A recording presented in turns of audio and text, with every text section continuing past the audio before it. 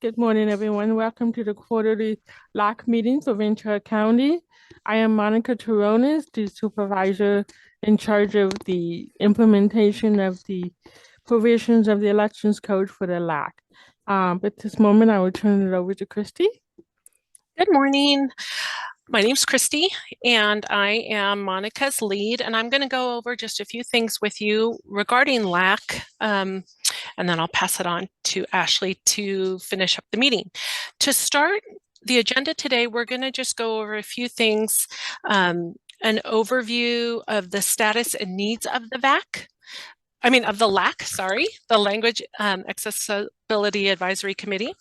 We're going to review the 2022 outreach events that we've held that were extremely successful, the potential 2023 outreach events, and the 2024 primary election party specific ballot information, which is extremely important. And the reason we're holding this LAC meeting right now is because we need to get this information out to the community. And we've been having a difficult time reaching the limited English community. So we're really hoping that by getting an early start, we can really get out there and get them the information that they need. We also will go over the upcoming 2023 LAC meetings, and then we will have time for public comments and questions, and then we will adjourn. To give you a brief overview of what LAC is, LAC was first introduced in 2016, and it was the Secretary of State really wanted the counties to be able to assist them in making the laws or implementing the laws, not making the laws, but implementing the laws to help low English proficiency voters to understand the voting process. So that's why we have a LAC. We really want to get back to the Secretary of State and let them know what our voters in our community recommend to get the word out. And we also want to ensure that every voter has equal access to a ballot, which right now we do have a really good turnout in Ventura County, but we want it to be better. We want every single person to understand the process. So that's what this is all about. In 2022, we were able to reach a lot of people. You know, it was kind of a bummer in 2020 and 2021 because we weren't able to do as much, but 2022, we got out there. We did the Juneteenth celebration at Plaza Park. We did the Ventura County Fair. I believe we did 5 days at the fair. We did a candidate forum in Santa Paula at the Latino Town Hall. We did Many Mansions workshop, which was fabulous. There's many mansions throughout the county, and we trained the manager at Many Mansions how to go and hold these little workshops at all of their facilities to get the residents there to be able to vote, to get registered, and to understand the voting process. And many of the residents in those locations are limited in their English. So it was a wonderful experience for us to be able to do that. And then we also have National Voter Education Week for the high school voters. It was in the last 2 weeks in April and the last 2 weeks in September. And we were unable to get into the classrooms last year, but we did make a PowerPoint and do a video, and we sent it to all the schools and encouraged them all to please, in your government classes or somehow, get out there and show the students how they can register early and what the process is. And then in 2023, we are doing some new things. The Strawberry Festival is back, and we're really excited to go to the Strawberry Festival. We will continue to do the Ventura County Fair. We will do Juneteenth again as well. And all of those places, we were hitting about 200 people a day. Not hitting, we were touching, we were getting to speak to about 200 people a day, which is huge for us. They may not have registered to vote. They may have already been registered, but they had questions about the process. They had questions just about things they heard. And it's really important for us to be able to get out there in the community and explain everything to them. And there were a lot of people that spoke languages other than English. We are able to translate things in Tagalog, Vietnamese, Chinese, Spanish, and Gujarati. And so we're really excited to get out there and let people know if your family speaks that language or your community, you have people in your community that speak that language, please reach out to us because we would love to get out there and speak and get you involved. We will be going to the Oxnard Salsa Festival. Heritage Days is something in Camarillo that we're really hoping to be able to do. We're waiting to get more information on that. And then again, we'll have National Voter Education Week for the students at the high schools. This year is going to be a little bit different. We're really trying to get out to every single day during those 4 weeks, the last 2 in April and the last 2 in September. We're really struggling and trying to get out to each school, maybe at their lunchtime, and talk to the students and get them to early register. They can early register, so when they turn 18, they're automatically already registered. And we want to explain the process to them. If they have people at home that don't speak English, we would love to get out there and let them know who they can contact here at our office to get the information they want in that language. So that's what we have coming up in 2023. And we're super excited about that. If you, the public, can think of any place that you think we should go, if you have any events in your community that you would like us to represent the elections division there, we would love to come out and do that. So please reach out to us. We'll have all of our contact information at the end of this presentation. And then I'm going to pass this on to Ashley, who will take it a little further. Thank you, Christy. Sure. So my name is Ashley, and I am also in the section along with Monica and Christy. So as Christy mentioned earlier, the next major election that's coming up will be the presidential primary election, and it has some interesting rules to it. So we really want to make sure that we reach as many people in the public as possible so we can really explain what the process is. And I know that we would love some feedback on this presentation, if it made sense, if there are some things that we could clear up, because there are, again, it's just really, it's very specific. And so we really just want to make sure that it is understood. So every 4 years, the office of president is up for election. And so there are kind of 2 different elections in that year that help determine who will be president. There's the primary election and the general election. So here's a chart to just kind of just to show what some of the major differences are between these 2 elections. So the primary election, it's held in the first half of the year.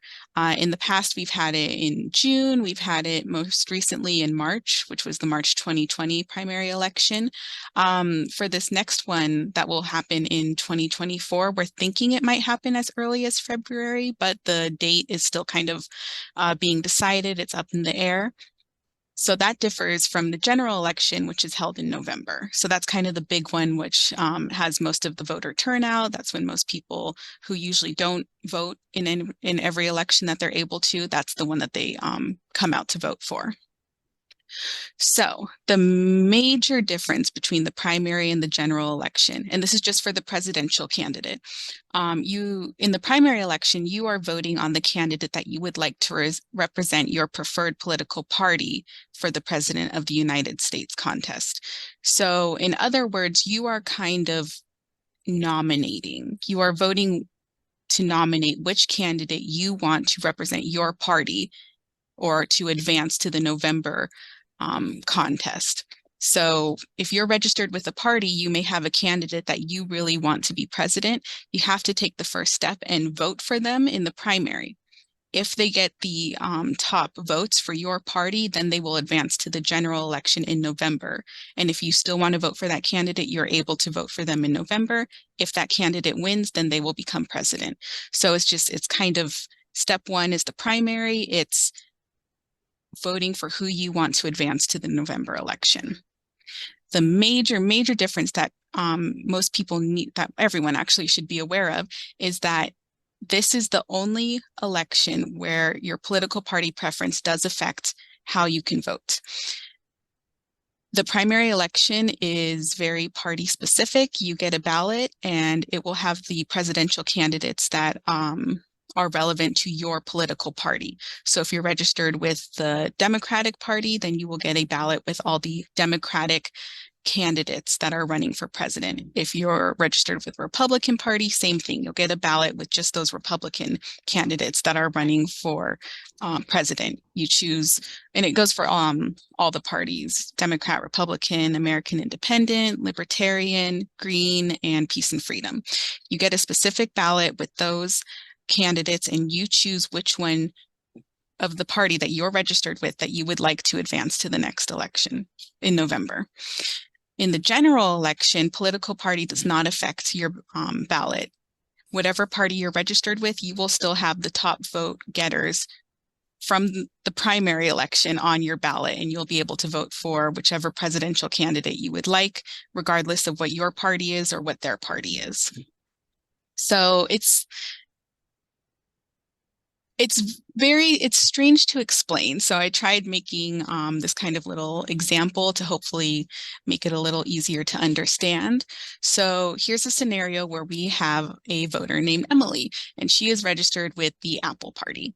So her political party preference, since she registered with one, that means that when she gets her ballot, for the primary election, she will have the candidates of that party on her ballot. There will be other contests too, like state and local contests.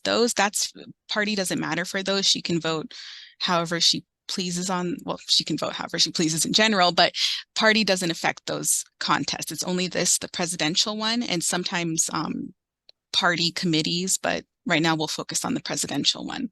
So Emily, she's registered with the Apple Party. These are her candidates that she can vote for. This is Anna. It's the same scenario, except she's registered with the Orange Party. So she'll also get her own ballot with her, with the candidates from the Orange Party on her ballot. So here on the left, if you can see on the left here, this is what their two ballots will look like. So Emily with the Apple Party, she'll have these choices on her primary ballot. Anna with the Orange Party, she'll get a totally different, she'll get a ballot with just a different presidential candidate contest on it, and it's for the Orange Party. So in each of their parties, whoever gets the top vote, whoever kind of wins that contest, gets the most votes, they will advance to the general election. So say in the Apple Party that this candidate wins, they will then, they're not president, they're just the candidate to represent the Apple Party for president. And the same goes for the Orange Party. So it's just kind of filtering out and choosing the top two vote getters, and then they'll advance to the general election in November. So what if you have somebody who is not registered with a political party? In this scenario, we have Sophia. She's not registered with a political party. She's known as a no party preference or NPP voter, but she would still like to vote for a candidate in the presidential primary election. Is she able to vote for president? Let's see what her options are. So, lucky for Sophia, she may be able to vote for a presidential candidate as an NPP voter because California has is a modified closed primary system. So what this means is that the state of California, our presidential primary system allows voters who are not registered with a party or NPP voters to participate in a party's presidential primary election if authorized by that party. This is sometimes referred to as a crossover voting on a crossover ballot. So if a party, so for example, in the March 2020 election, one party I can remember off the top of my head was the Democratic Party. It allowed NPP voters to cross over to it allowed voters to cross over and vote in that contest. So we don't know which parties will allow anyone to cross over yet. It's too early for that, but it's just something to keep in mind, especially if you are not registered with the political party. So for Sophia, there are 3 potential outcomes. If she wants to vote for a party's candidate that does allow crossover voting, she will need to request a crossover ballot for said political party. Again, we don't know which parties these are going to be, so when we have our next quarterly meeting, hopefully we'll know some more information and we can help kind of give more real life examples other than the apple and orange party. Another scenario is that if she wants to vote for a party's candidate, but the party doesn't allow crossover voting. For example, in March 2020, the Republican Party, they did not allow for crossover voting. So what people needed to do in that scenario, if they wanted to vote for a Republican candidate, they needed to re-register with the Republican Party. Same thing for Sophia. If that were the scenario, she would need to re-register with that party. And that would mean that she's no longer a no party preference voter. She can re-register after, but if she wants to vote for that party's presidential candidate in the primary, she will need to re-register. The third scenario that could happen is that she chooses to vote on her NPP ballot. If she does that, she will receive a ballot that does not have any presidential candidates on it. So she'll still be able to vote in her state and local contests. She just will not be able to vote for a presidential candidate. So if you are an NPP voter, it really is, and you do want to vote for a candidate, you will have to be a little proactive. We will send a card out to all non-party preference voters to see if they do want to cross over to another ballot. But again, we'll get more into that as we get closer to the date. We just wanted to kind of get this general information out there. I know this is a very strange scenario to explain. Luckily, it only happens every 4 years. So again, I would personally love feedback on this. If this was, I'm sure it was confusing, what are things that I can help clear up, which is a way that we can make it more understandable. Yeah, so that's kind of just a very rough introduction to the no party preference, or actually the presidential primary election that will be happening earlier next year. So that's it for me. So I'll hand it back to Christy. Thank you, Ashley.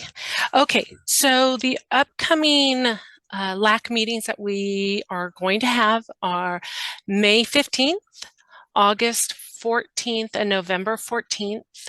We will be having, it's tentatively set for April 13th. We will be having a consultation, a public consultation, where we will be putting our election administration plan on the website, and the public is welcome to look at it and come back and speak with us and ask us questions about it. And we will have in that plan, there's a lot of details about LAC, and we would love the public's input about that as well.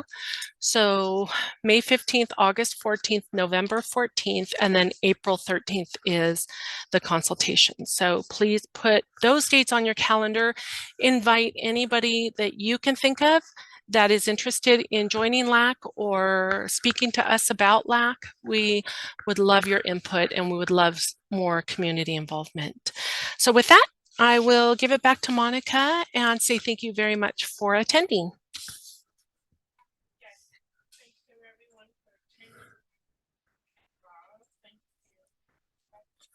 You're muted.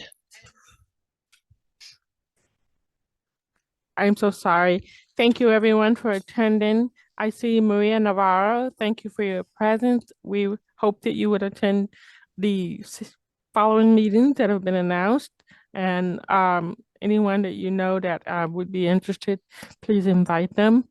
Do you have any questions? No, I don't have any questions. Is it okay if I speak right now? Yes. Oh, yeah. Awesome. Great. Thank you. I just wanted to say this is a really great presentation, Ashley. I'm not sure if you made the slides, but I think they were really appropriate for, I would say, like high schooler. Like in COS, we have committees for youth, young adult, and adult committees. And this would have been a great presentation for a youth committee, because I feel like breaking it down into not Republican or Democratic Party, but Apple Party and Orange Party is a really great way to digest all of that. And yeah, I thought the examples were really great. I have to think about, sorry, I just like sprinted upstairs, so like I have I'm like out of breath.